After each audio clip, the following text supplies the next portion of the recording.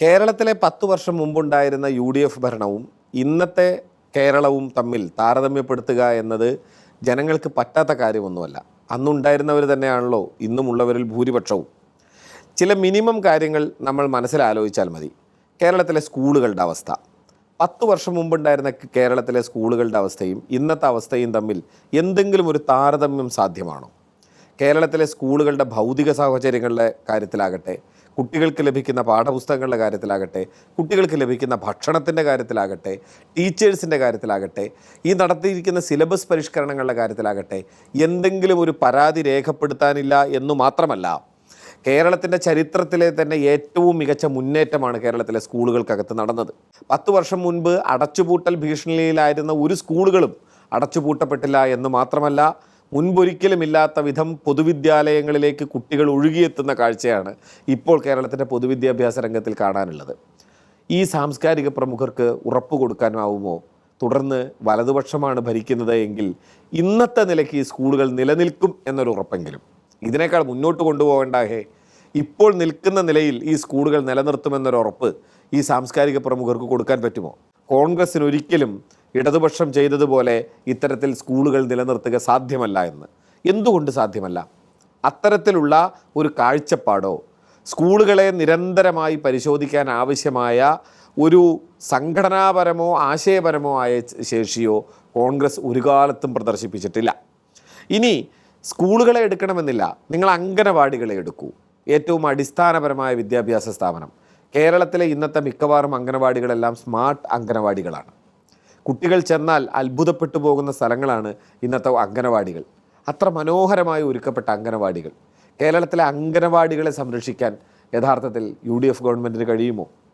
ഇവിടെ നിന്ന് കേരളത്തിൽ ഇപ്പോൾ നടന്നിരിക്കുന്ന റോഡുകളുടെ വികസനം ആലോചിച്ച് നോക്കൂ. തീരദേശ ഹൈവേ അടക്കം കേരളത്തിൽ വന്നിരിക്കുന്ന വലിയ പദ്ധതികൾക്ക് ശേഷം കേരളത്തിലുടനീളമുള്ള യാത്രയിൽ വന്നിരിക്കുന്ന മാറ്റം എത്ര വിപുലമാണ്.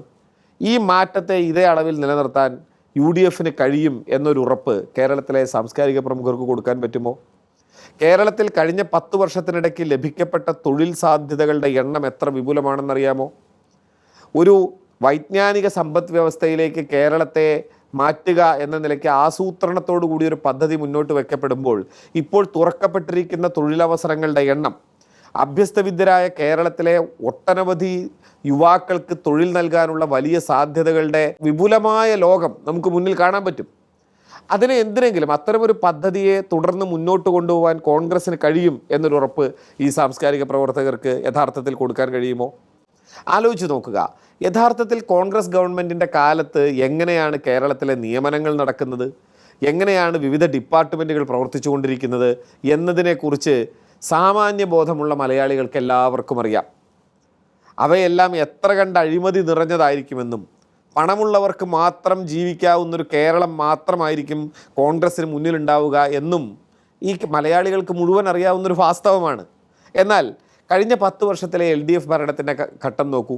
വേണമെങ്കിൽ ആരോപണമായി സ്ഥിരം കേൾക്കുന്നതാണല്ലോ, പിണറായി വിജയൻ എന്ന ഒരൊറ്റ ആളാണ് ഭരിക്കുന്നത്, ബാക്കിയെല്ലാം വെറുതെയാണ്. ഇത് വെറും ഒരു ആരോപണമാണ് എന്നറിയണമെങ്കിൽ വിവിധ ഡിപ്പാർട്ട്മെൻറ്റുകളുടെ പ്രവർത്തനം നിങ്ങൾ നോക്കിയാൽ മാത്രം മതി. ചൂരൽമല ദുരന്തം കഴിഞ്ഞ് അതിൻ്റെ പുനരധിവാസ പ്രവർത്തനങ്ങൾ, ടൗൺഷിപ്പ് പൂർത്തിയാവുന്ന നിമിഷത്തിൽ അവിടെ പ്രവർത്തിച്ച മന്ത്രിമാർ, അവരെ നോക്കുക. മുഴുവൻ സമയം മുഖ്യമന്ത്രി നിന്നിട്ടല്ല ചൂരൽമലയിൽ ഈ പ്രവർത്തനം നടന്നത്. കേരളത്തിൻ്റെ ആരോഗ്യമേഖല നേടിയ വലിയ പുരോഗതിയുണ്ട്. ആ പുരോഗതിയുടെ അടിസ്ഥാനം മുഴുവൻ മുഖ്യമന്ത്രി നേരിട്ട് നിർമ്മിച്ചതല്ല. കേരളം അതിദാരിദ്ര്യമുക്ത സംസ്ഥാനമാക്കാൻ വേണ്ടി നടന്ന അതിവിപുലമായ ഒരു പ്രവർത്തനമുണ്ട്. കേരളത്തിലുടനീളമുള്ള പഞ്ചായത്തുകളിൽ നിരവധി മനുഷ്യർ, അതിദരിദ്രരായ മനുഷ്യരെ കണ്ടെത്തി അവരെ ആ അവസ്ഥയിൽ നിന്ന് മോചിപ്പിക്കാനായി നടത്തിയ കേരളത്തിൻ്റെ ചരിത്രം കണ്ട ഏറ്റവും മഹത്തായ ഒരു പ്രവർത്തനം.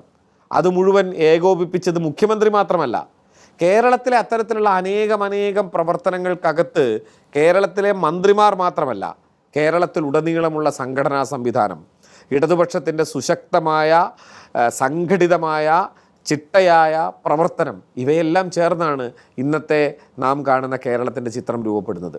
ഒരു കാര്യം നിങ്ങൾ ആലോചിച്ച് നോക്കൂ. 10 വർഷം മുമ്പ് വരെ കേരളത്തിൽ വിദേശത്തു നിന്ന് വരുന്നവർ ഏറ്റവും പെട്ടെന്ന് ഇവിടെ കൊണ്ടുവന്നിരുന്ന സാധനം എമർജൻസി ലാമ്പായിരുന്നു. വിദേശത്ത് നിന്ന് ഇങ്ങോട്ട് വരുന്ന പ്രവാസികളോട് ചോദിച്ചാൽ അറിയാം, അവർ പൊതുവേ ഇപ്പോൾ എമർജൻസി ലാമ്പ് കൊണ്ടുവരാറില്ല. കാരണം എമർജൻസി ലാമ്പിൻ്റെ ഒരു ആവശ്യം ഇന്ന് കേരളത്തിൽ ഇല്ലാതായിരിക്കുന്നു.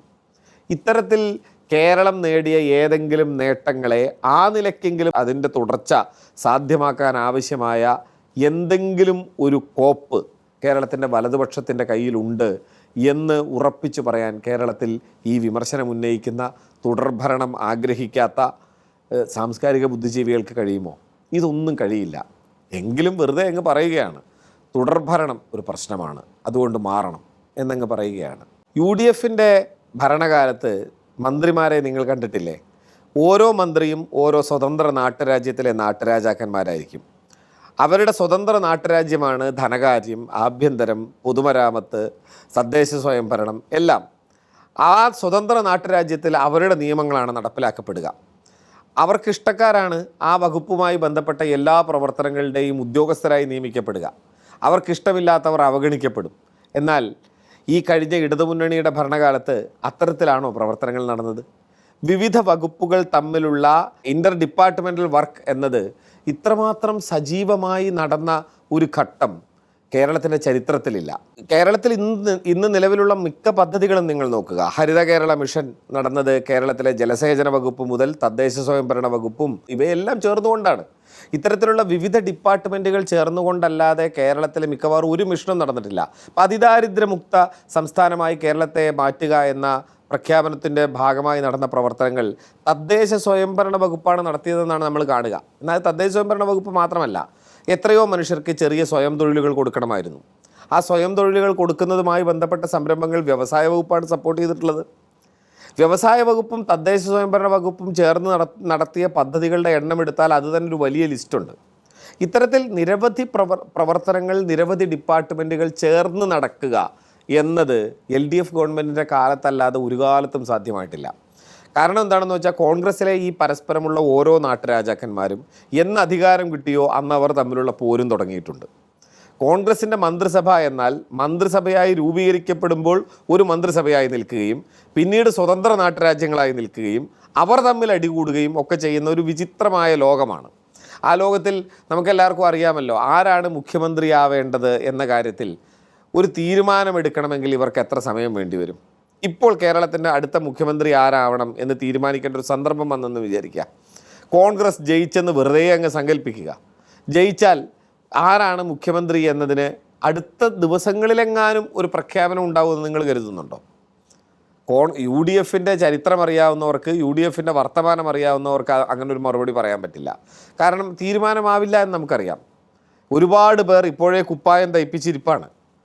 അതിൽ ഇപ്പോൾ ചെവി കേൾക്കാതായവർ, ഇപ്പോൾ മര്യാദയ്ക്ക് കണ്ണ് കാണാതായവർ, അത്തരം ആളുകൾ മുതൽ ഇങ്ങോട്ട് താഴെ ഇന്നലെ കോൺഗ്രസ് പ്രവർത്തകരായി പെട്ടെന്ന് നേതാക്കളായി കഴിഞ്ഞിരിക്കുന്ന തകരകൾ വരെ എല്ലാവരും ഉണ്ട്. എല്ലാവർക്കും മുഖ്യമന്ത്രിയാവാൻ ആഗ്രഹമുണ്ട്. അവർ തമ്മിലുള്ള യുദ്ധമാണ് നമ്മൾ കാണുക. എന്നാൽ ഏതെങ്കിലും സമയത്ത് LDFൽ നിങ്ങളത് കണ്ടിട്ടുണ്ടോ?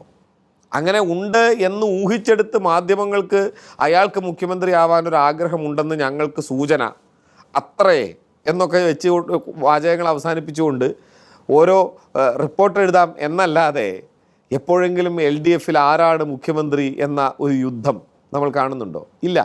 കാരണം ഭരണം എന്നത് ഒരു കൂട്ടുത്തരവാദിത്തമാണ് എന്ന ബോധ്യമാണ് ഇടതുപക്ഷത്തെ നയിക്കുന്നത്.